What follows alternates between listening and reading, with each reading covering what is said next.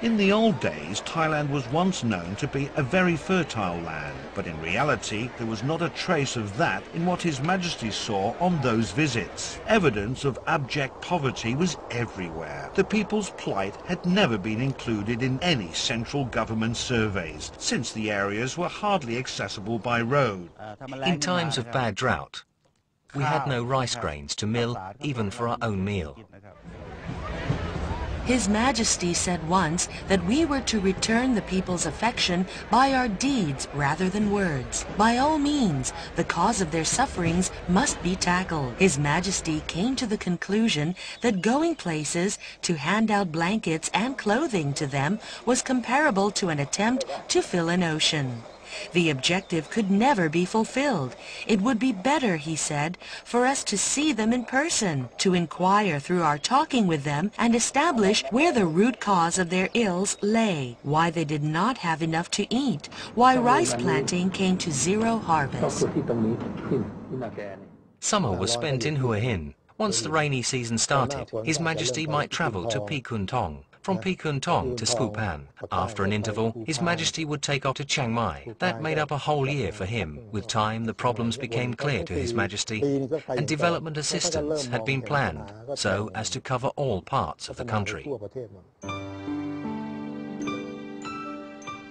During General Prem Din Sulanon's premiership, more than 2 decades later, the government made it a point to help ease His Majesty's burden by accompanying His Majesty on his working trips and working to assist the poor on a more concrete and systematic basis.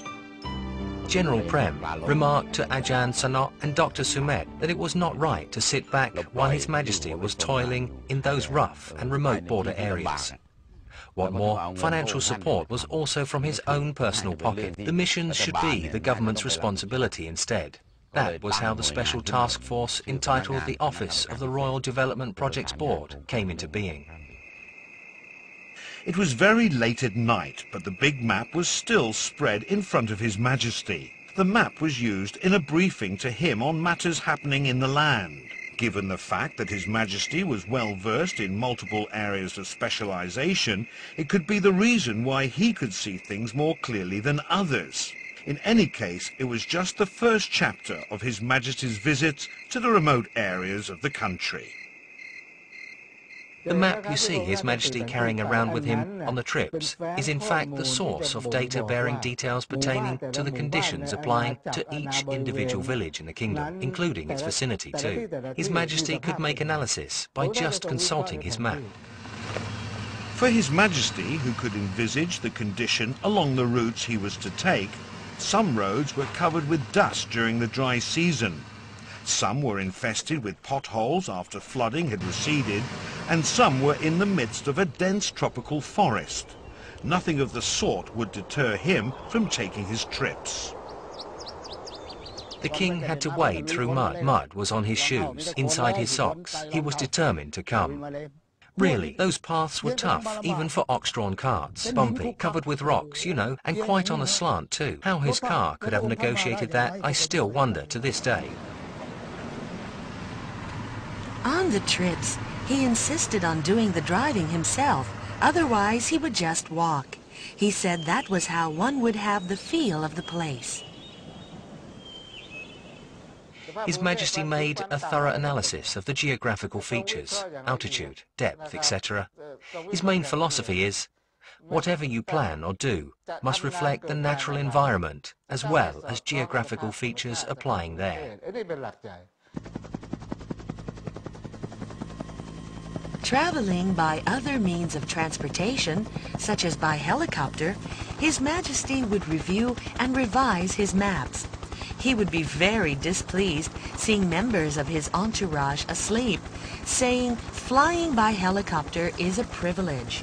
They should realize that official properties were in use, so falling asleep on it was not the way to optimize their services.